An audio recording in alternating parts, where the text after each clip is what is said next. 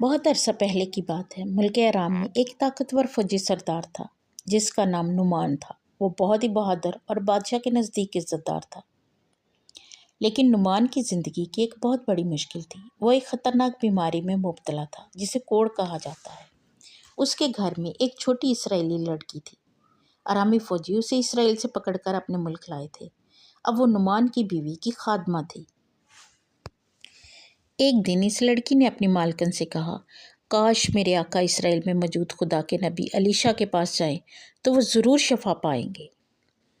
جب یہ بات نعمان تک پہنچی تو نعمان کچھ تحائف لے کر اسرائیل روانہ ہوا۔ اسرائیل پہنچا اور وہ سیدھا خدا کے نبی کے گھر گیا۔ وہ امید کرتا تھا کہ نبی باہر آئے گا، دعا کرے گا تو وہ فوراً شفا پا جائے گا۔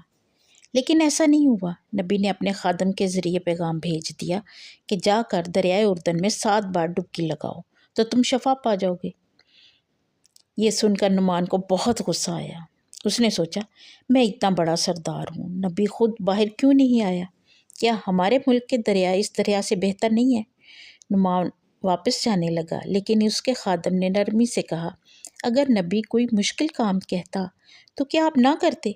اس نے تو بس آسان کام کہا ہے، صرف دریا میں ڈبکی لگانی ہے۔ نعمان اپنے خادم کی بات مان گیا اور دریائے اردن میں 7 بار ڈبکی لگائی۔ جب وہ باہر نکلا تو حیرت انگیز طور پر اس کا جسم بالکل صحیح ہو چکا تھا۔ وہ بالکل شفا پا چکا تھا۔ وہ فوراً نبی کے پاس روانہ ہوا اور آرام سے لائے ہوئے تحائف اس کو دینے کی کوشش کی، لیکن الیشع نے ان تحائف کو لینے سے انکار کر دیا۔ ویڈیو کو لائک کریں، دوستوں کے ساتھ شیئر کریں اور چینل کو سبسکرائب کریں۔ آپ کا شکریہ۔ مزید یہ بھی ہمارے ساتھ جڑے رہیں۔